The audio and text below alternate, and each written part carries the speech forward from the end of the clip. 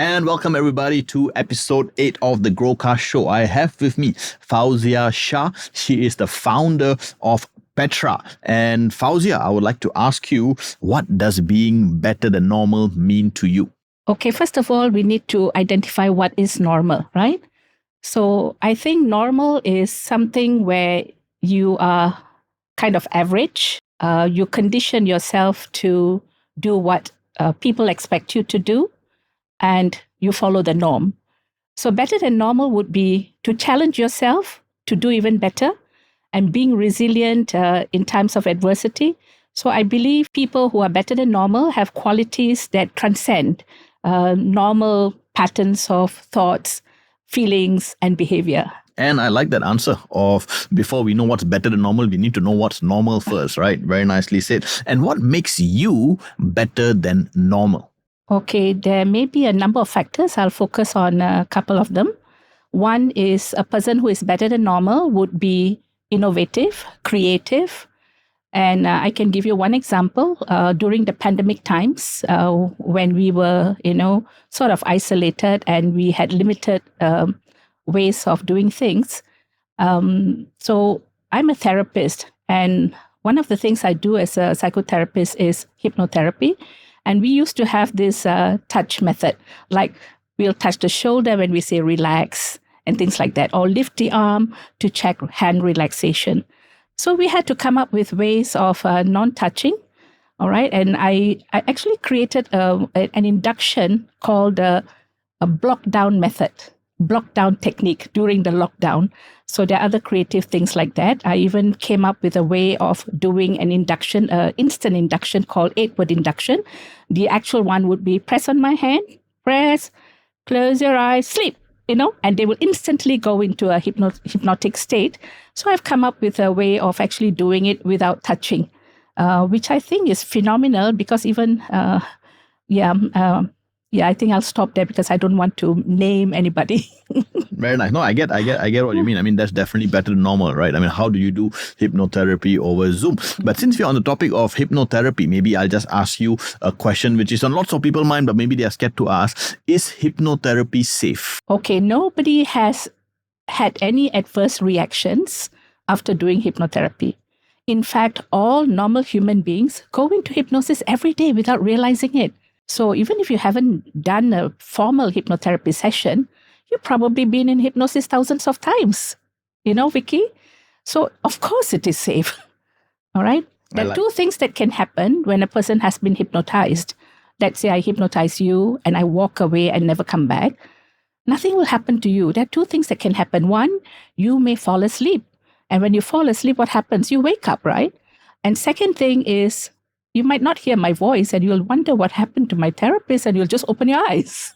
You see? So it's safe. Very nice. I like that. I've been wondering about that. So that's why I just wanted to answer the elephant in the room. So maybe Fauziah, tell us about yourself. Fauziah, what is your origin story? How I started Petra, is it? Okay, maybe I should go a little bit back. I was an educationist. I used to teach in mainstream schools with the Ministry of Education. And while teaching, I was selected to go for counseling courses. So I was already doing counseling in the schools. And then an episode took place in my life connected with the passing of my dad, whom I love so much. And even though I didn't know then, I actually went into depression.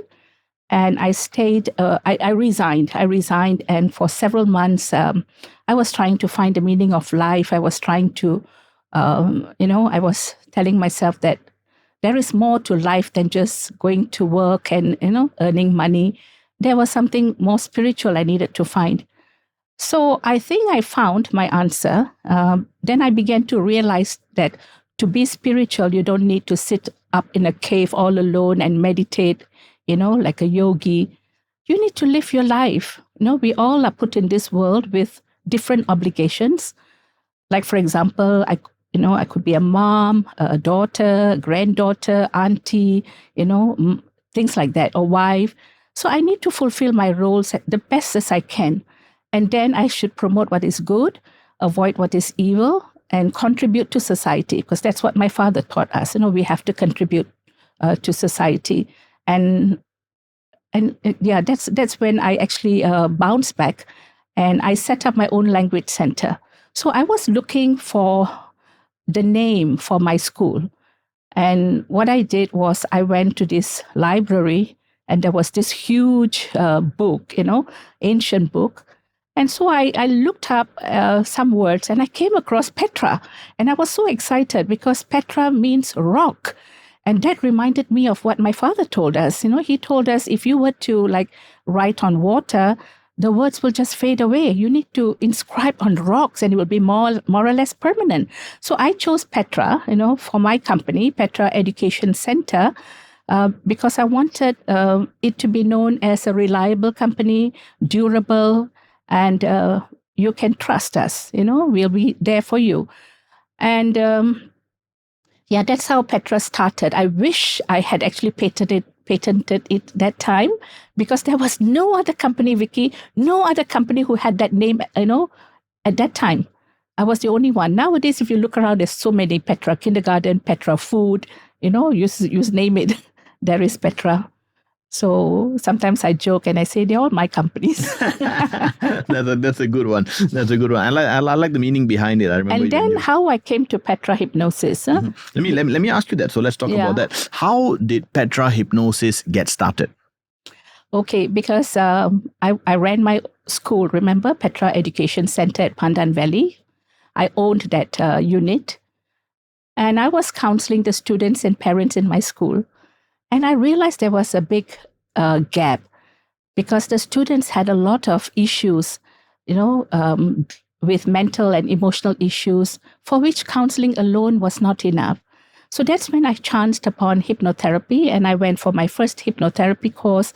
And that was just the beginning. I went for multiple courses like that. I went for other courses as well, like EMDR and EFT, interpersonal psychotherapy, CBT, trauma and somatic healing, etc., etc. And then I said, since I'm interested in this field, I need to go even higher, not just get diplomas, but I needed to get a degree. So I went for this psychology program, finished the bachelor's, and then just recently I completed my master's program that I started in 2018, Master of Science in Mental Health Psychology. So actually, I feel proud of myself that I didn't give up, because there were so many hiccups during the pandemic and after. And my mom was also telling me, at your age, you shouldn't be studying or you shouldn't be doing this. And somehow I nearly succumbed, but I didn't. So I walked the talk. Because that's what I tell my students and clients, So I needed to walk the talk. Let's talk about that as well. How exactly do you actually help your clients? How I help my clients? Okay. Different clients come for different purposes. For example, I do counseling, marriage counseling. So when couples come, I will actually try to help them. My innermost desire is to help them reconcile. But then there are some minority cases where they are bent on divorce, and they just want to get a second opinion. And sometimes they'll ask me, what is my opinion on this or that? So I tell them, as a counselor, I cannot give you my opinion, but I can facilitate both of you so that you can explore and you can discuss and then come to the decision on your own. I can't make the decision for them. I don't want to be responsible for the decisions that they take, right? So for couple counseling and marriage counseling, I actually attempt to get them to understand about the importance of communication.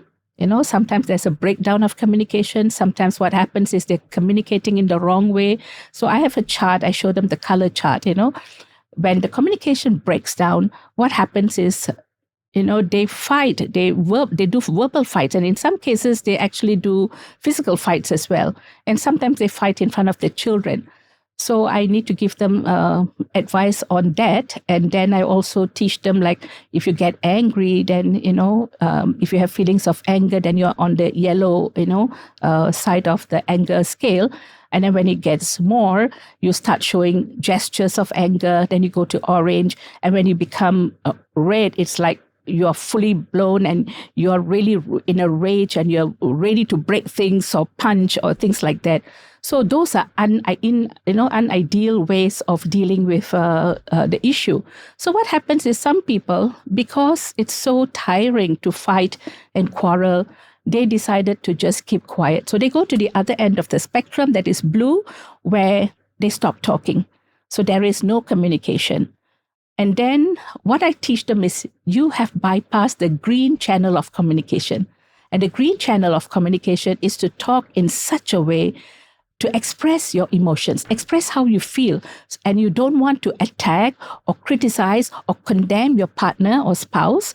You talk in such a way to make them listen to you. If I were to criticize, let's say, my spouse, he's not ready to listen to me. He will be defending himself. So this will just escalate the issue. So this is how I help one of the ways I help the couples and married couples. And very nice. I like that. Such an inspiring way that you actually help your clients as well. And maybe Fauziah, do you mind sharing what is the difference between psychiatry and psychotherapy? Okay. There are many people in Singapore and probably in other parts of the world who are not sure what psychiatry and psychotherapy are. Okay. So psychiatrists are actually medically trained doctors and they can prescribe medication. So the first line of treatment for them, for psychiatrists, are medication. All right. Of course, nowadays there are progressive psychiatrists. Like, for example, I have one psychiatrist who is in my class now. So when asked why, I think the classmates asked him why he's taking this, and he replied because he realizes that medication have side effect. So they're looking for other ways to help their patients. And psychotherapists, they are not medical doctors. They may have a number of skill sets, like I told you earlier, interpersonal psychotherapy, counseling, social work. All these come under, and hypnotherapy, all these come under psychotherapy. In fact, hypnotherapy is the oldest psychotherapeutic tool, and many people are not aware of that. Strange, right? Yeah, so basically that's the main difference. And then when people come to a psychotherapist, they expect a quick fix. And that's not the way it works, because time and effort is needed to process their thoughts, process their feelings, process their actions, and to determine what else they can do. All right. Whereas psychiatry, mostly it doesn't take so much of time because it's a matter of like listening to their issues, what are your symptoms, and they have certain medications for that. The best thing is psychiatrists and psychotherapists should work together. I think that collaboration will really help, because there are certain cases, like very severe mental health cases, for which we do not want to use only psychotherapy. All right, some of them may need some kind of medication for short term. So we can actually work together. I have like general practitioners and even a couple of psychiatrists who actually refer clients to me for insomnia. Because insomnia, some people, they just think they want a quick fix, right? So they just think that, they can take some kind of medication and they can fall asleep. But they don't realize the side effects, that come as a result of taking them. Because the psychiatrists know that these drugs, like for example, Stilnox, they are supposed to be taken for the most 2 weeks. But people have been on them for a long time, and it's really very bad for their health. Mm-hmm. Yeah, I like the collaboration between psychiatrists and psychotherapists as well. And I know, Fauziah, recently you were interviewed on the Berita Harian, right? So congratulations on that. Maybe you could share with us a little bit more. What did Berita Harian recently interview you about? Okay, they actually approached me because they knew that I was formerly an educationist, and they also know that I still do training programs. So they actually wanted to know how I do the training, and they also wanted to know the difference between how I found teaching students in schools and teaching adults. So that was the main focus. And it was also in conjunction with Teachers' Day. But this was not the first time I was interviewed by a newspaper. When I first started out many, many years ago, the Chinese newspaper, Chao Pao, Lianhe Chao Pao, They actually interviewed me, and they had a half-page article in the Chinese newspaper. That's why all my earlier clients were all Chinese. Oh, I like that. I mean, newspapers and PR always helps a lot, right? Yeah. And I know when clients meet you for the first time, you have a free initial consultation, right? Maybe you could share with us a little bit more. What happens during a free initial consultation with you? Okay, it's stated free initial consultation on our website, but some people misunderstand it and they will ask, the first session is free, am I right? And then we have to, tell them, no, it's not a free session. It's just an initial consultation. And we do that because many times when people come to us with issues and challenges, and they tell us more about it, we find that these are deep-seated issues for which counseling alone may not be enough. So that's why we give an initial consultation so that we can actually determine what kind of therapy will be good for them. You see, we have practitioners at our center who actually are trained in different fields. For example, my colleague Monisha Asudani, she, in addition to the hypnotherapy, she also does quite a number of things like Reiki, access bars healing, and other things. And myself also, I'm also trained in many other fields, including hypnotherapy. I do counseling as well. And if, let's say, couples were to come to see me for the initial free consult, sometimes I figure out that one or two parties may actually have baggage from the past, and they may be, at the marriage or relationship is suffering because of that. Then I would advise them to do individual therapy. So those are things that can be done in the first session.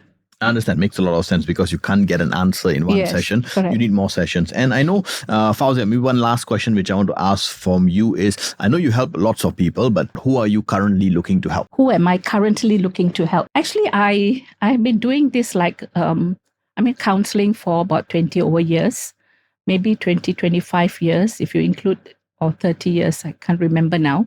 And therapy work coming to 19 years.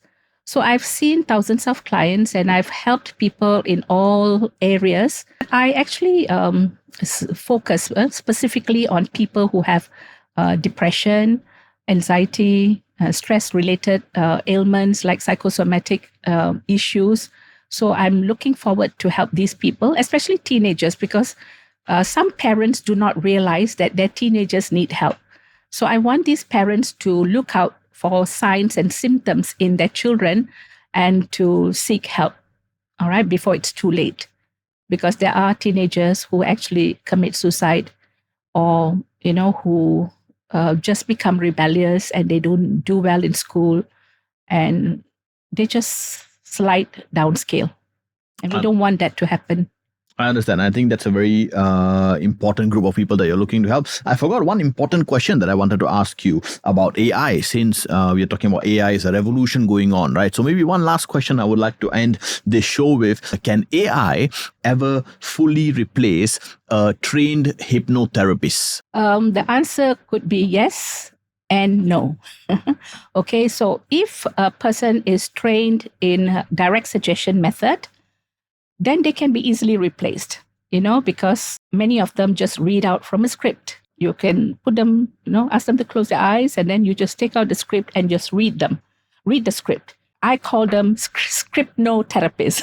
So these scriptnotherapists will be out of job when the AI revolution, comes into force. We are trained in a different form of hypnotherapy. We go to the root cause of issues. It's not based on scripts.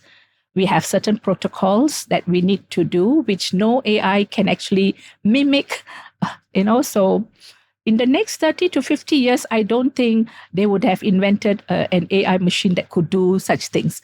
So no, hypnotherapists who are trained in this method, the 5-path hypnotherapy and the 7-path self-hypnosis, they can never be replaced.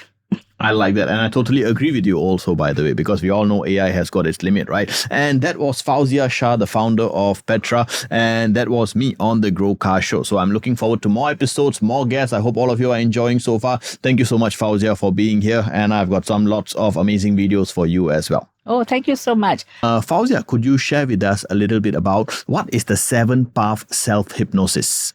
Okay, this is a very special kind of self-hypnosis. We have classical forms of self-hypnosis where you give yourself suggestions for change. But this 7-path self-hypnosis is a mind, body, spirit form of self-hypnosis, or you can call it the mind-body philosophical approach. It works on a principle of resonance and dissonance, and it is based on some principles of meditation, self-hypnosis, and your higher spiritual system. But it doesn't conflict with any religion. So anybody from any religious faith or anyone who has no religion can also do it. And anybody can do it as long as they're mature teenagers and adults. All right. And they can be, from people who have PhDs and people who are in different walks of life. So how it works is this. When I said resonance and dissonance is, we actually sit down. I can give you the first recognition. We cannot give you anything more than that. No? The first recognition comes in the short form and full form, just like all the other 8 as well. So it's the first one is Delta renews my life. See, everyone who comes to see us, they want to renew their life. They want to change. They want to transform. Okay, so it works for everyone, but they need to choose the higher power. So those who believe in God will say, God renews my life. Other people can say universe renews my life. So they're going to sit in meditation mode and they're going to actually close their eyes and say it. And they're waiting for an echo. So echo could be anything, any thought, feeling, sensation, memory, or picture that comes. The moment they get the echo, they say and wait. And it's phenomenal because when you do one-on-one sessions with clients, and you can also teach it in a group class, let's say one-on-one with clients, they might have a negative echo or positive echo or neutral echo. So I tell them, if you have a positive or neutral echo, it's okay. Just say and wait, say and wait. But if they get anything negative, they need to let me know. So I'll ask them, where do you feel it in the body? So they'll say, maybe in my heart. Okay. So I ask them to focus on that feeling. Then I'll ask them if it had a color, what would it be? So they give me a color. Then I'll ask them if it had a shape, what would it be? We're trying to personify the feeling. And then I'll say, if your feelings had a voice, if it could speak, what would it be saying now? All right. So they will tell me something. Then I say, okay, now you have identified the place of the feeling in the body. You've identified the color and shape. And it starts from the heart. Then I ask them to imagine a tunnel that starts from there. And it zooms back to the first time you felt that way. So this way, I'm able to uncover things that are connected with that feeling. And then I process it for them. So this is like saying it in a nutshell. It's more than that. I can only imagine. So we'll go into the details of it maybe another time, but I think that itself was powerful enough. Thank you so much, Fauziah. Thank you, Vicky.